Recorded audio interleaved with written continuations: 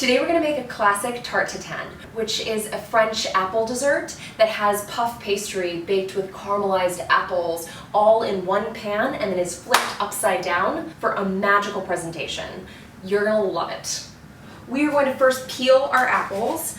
Again, I just like to do that on parchment paper. You do want to pick apples that are fairly firm, maybe a little bit tart, and don't have a tendency to get kind of like mealy. So just go ahead and peel those. If I had to pick one type of apple to do it with, I'd probably pick like Honeycrisp or something like that. But Fuji, Gala, those are all good. So next we're just going to cut our apples in half. I'm going to cut it in half and then I'm going to cut out the core. Okay, so next step, we are going to melt our butter in our skillet. We are going to turn this on and we're going to melt our butter. Okay, so we've got our butter melting. This is an 8-inch cast iron skillet. You could definitely do this in a 12 or a 10. You're just going to want like maybe an apple or two more. So we're going to just arrange our apples in our skillet. You do want them to be fairly close together because they are going to shrink down. Okay, and then we're going to put our sugar in. Just go ahead and just kind of sprinkle it all over. We're going to wait for the sugar to caramelize. So all we're going to do is just kind of let it keep cooking over kind of medium-high heat. All right, so we've got a little bit of caramel forming on the outside here. I'm going to move my pan to try and kind of more evenly distribute the heat. I do think at this point I'm going to put a bit, just a pinch, just a teeny pinch of salt in here, balance the sweetness a little bit. So just be very, very careful when you're swirling.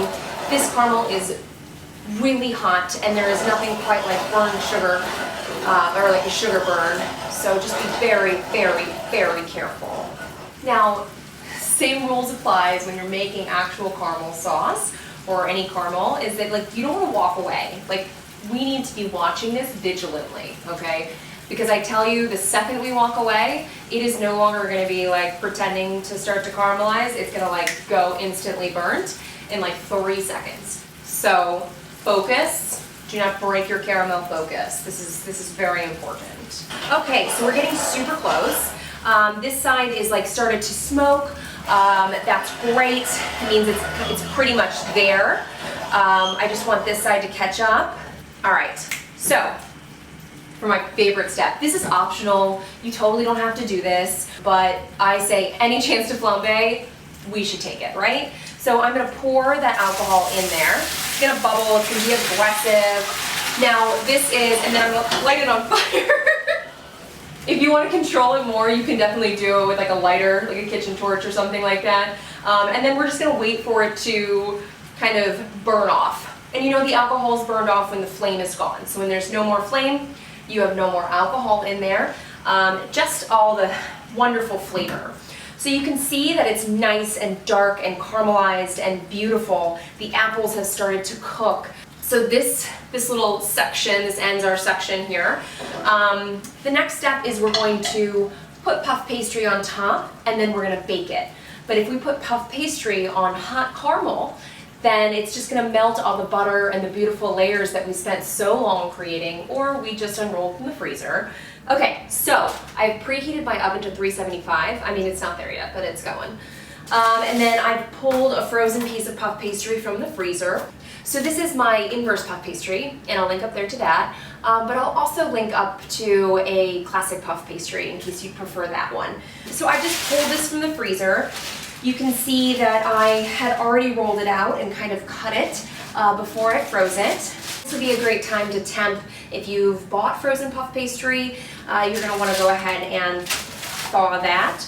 Or if you're using fresh puff that you've just made, go you, then you're going to roll that out to about 1/8 of an inch. All right, so there's a couple ways that you can prepare this. You can cut this with a knife. You can cut it with a roller, or you can use skizzers, which is what I'm going to do. It's still slightly frozen, so as it thaws, I'm going to keep in mind that I want to be gentle with it. And I'm just going to kind of cut a circle.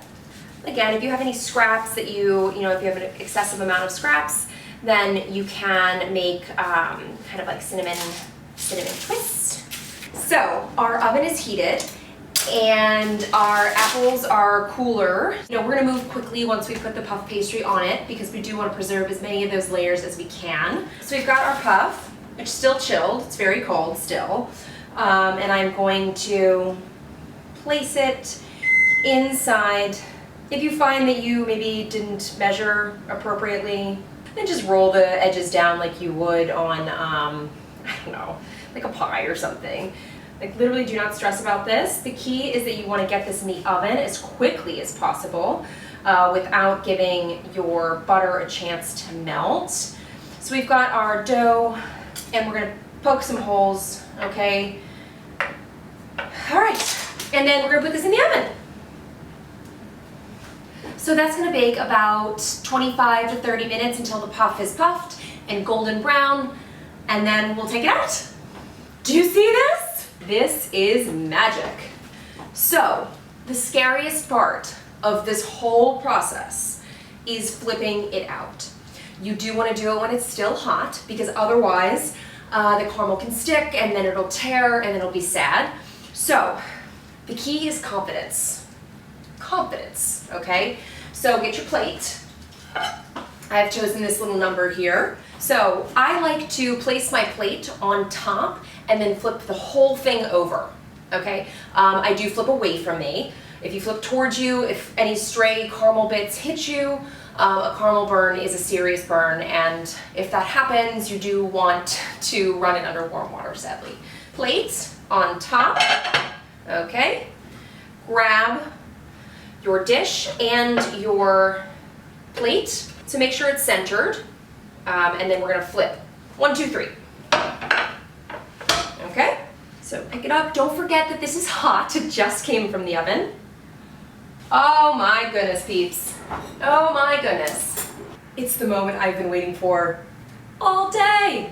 Okay, you want to let it cool just a touch before you serve it. It's best served the day that you make it. So without further ado, I'm just gonna go ahead and slice. It's still a touch hot, so I'm just gonna be very careful of the caramel as I slice. Kind of cut it like a pie. Ta-da! It is time to try. Oh my gosh, it is just like, oh, she's so pretty.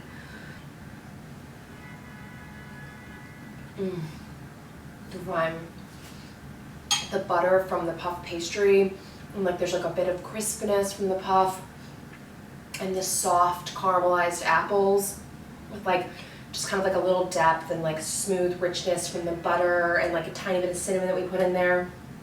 Oh, this is such a simple and classic dessert. Oh, you can't go wrong.